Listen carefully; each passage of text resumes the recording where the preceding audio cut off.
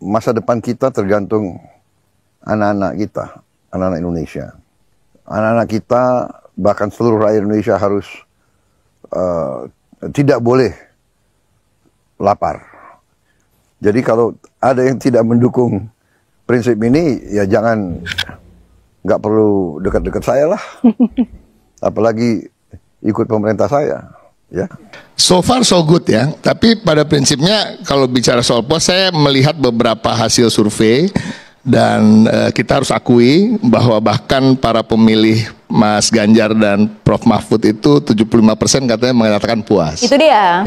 Oke pemirsa, kali ini kita akan melihat bagaimana respon dari tim Ganjar Mahfud yang katanya sangat puas dengan kinerja dari Bapak Prabowo Subianto dan Gibran Rakabuming Raka. Nah, di video ini juga kita bisa lihat bahwa Bapak Prabowo mengatakan bahwa ia sangat tulus dalam membangun anak-anak mulai dari sekarang menuju Indonesia Emas 2045. Jadi saya sangat apresiasi ya program dari Bapak Prabowo soal makan gizi gratis ini, karena dampaknya terhadap anak-anak itu sangat berdampak sekali, apalagi yang ada di pelosok-pelosok. Nah, untuk lebih jelasnya mari kita lihat dan simak sama-sama videonya. Saya kira tidak terpaku waktu ya. Saya tanamkan rasa tanggung jawab, saya menggugah cinta tanah air. Kalau orang itu cinta tanah air, kalau orang itu sadar dia harus bekerja untuk kepentingan sebaik-baiknya rakyat dan bangsa, saya kira hasilnya akan baik. Yang repot kalau dia punya pemikiran atau agenda-agenda, oh saya punya wewenang, saya punya kekuasaan, saya akan cari peluang untuk kepentingan saya atau kelompok saya sendiri. Nah ini nanti kurang baik. Masa depan kita tergantung anak-anak kita, anak-anak Indonesia. Anak-anak kita, bahkan seluruh rakyat Indonesia harus tidak boleh lapar. Karena kita negara punya kekayaan yang besar. Bisa dinikmati adalah rakyat kita makan cukup. Jadi kalau ada yang tidak mendukung prinsip ini, ya jangan, nggak perlu dekat-dekat saya lah. Apalagi ikut pemerintah saya. Ya, saya terang-terangan aja. Bagi saya hal ini prinsip. Kita sudah hitung, negara lain sudah jalankan ini cukup lama. Tidak manusiawi. Kita merdeka sudah sekian puluh tahun, kita tahu kita kaya, masa saudara-saudara kita hidupnya sangat sulit. Ini nggak boleh terjadi. Kita sebagai pemimpin tidak pantas jadi pemimpin kalau kita tidak berbuat sesuatu yang bisa secepat-cepatnya memberi hasil kemerdekaan, memberi sebagian daripada kekayaan kita terasa oleh sebesar-besarnya rakyat kita. So far so good ya, tapi pada prinsipnya kalau bicara soal pos, saya melihat beberapa hasil survei dan kita harus akui bahwa bahkan para pemilih Mas Ganjar dan Prof Mahfud itu 75% katanya mengatakan puas. Itu dia. Ya, tapi kan pada prinsipnya dalam 100 hari ini belum bisa ada yang betul-betul terukur keberhasilan itu. Kita jujur aja. Jadi yang dinilai rasa-rasanya lebih ke suasana politik, stabilitas, itu yang dirasakan oleh masyarakat dan itu yang tercermin di mungkin di survei-survei tersebut. Tapi ini kan ada andil PDI Perjuangan yang nggak mengganggu pemerintahan ini sejak awal kan gitu ya. Artinya Iya, artinya suasana kondusif, stabilitas politik ini juga karena memang semua partai, baik itu teman-teman Kim dan Kim Plus yang berada di dalam pemerintahan atau di dalam kabinet, juga PDI Perjuangan yang tentunya memberikan kesempatan untuk Pak Prabowo bagaimana untuk bisa membenahi apa-apa yang buruk yang ditinggalkan yang lalu, yang baik kemudian dilanjutkan. Dan dalam 100 hari ini kita betul-betul mendukung hampir semua kebijakan maupun apa-apa yang ingin sudah dicanangkan dan ingin dieksekusi oleh Pak Prabowo. Tentu ada catatan di sana sini gitu ya, tapi untuk 100 hari ini terlalu dini untuk kemudian memberikan kritik yang keras gitu. Dan kalau kita bicara soal kontroversi, saya rasa masyarakat juga sudah cerdas. Banyak kontroversi atau hal-hal kasus-kasus yang terjadi yang muncul ke permukaan di 100 hari pemerintahan ini adalah warisan dari yang lalu. Misalnya ada kasus korupsi nikel gitu ya, Harvey Muiz lah kita sebut ya. Kemudian ada lagi pagar laut gitu. Ada beberapa hal lain yang memang sebenarnya bukan dari kebijakan pemerintahan yang sekarang. Jadi artinya yang lalu terus Bang Ciko? Enggak, kita kan harus gini, karena 100 hari ini agak susah untuk mengukur. Jadi apa-apa yang buruk pun sebenarnya belum bisa juga dilakukan oleh pemerintahan yang ini.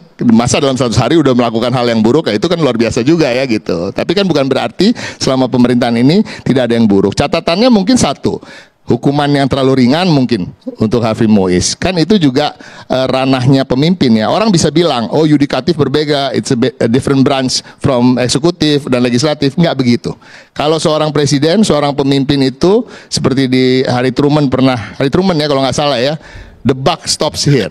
Semua masalah selesai di sini. Dan itu ditaruh di belakang mejanya dia gitu. Artinya apa? Dia harus sebagai leadernya semua, termasuk yudikatif dan legislatif sebenarnya. Dan juga rakyat Indonesia. Artinya Pak Prabowo juga harus mulai lebih involve untuk hal-hal yang sifatnya domestik. Kami menilai Pak Prabowo ini memang ingin sekali menjadi macan Asia atau Soekarno kecil. Mungkin seorang yang begitu mengidolakan Soekarno juga gitu kan, menikmati kunjungan ke luar negeri, tapi kita ingin mengingatkan banyak hal-hal di dalam negeri yang perlu perhatian, termasuk untuk mengawasi kinerja para menteri dan pembantu-pembantunya yang lain. Yang kita lihat justru memang ada catatan terkait dengan kualitas dan quality gap ya antara presiden dan para pembantunya yang menurut kami agak terlalu jauh.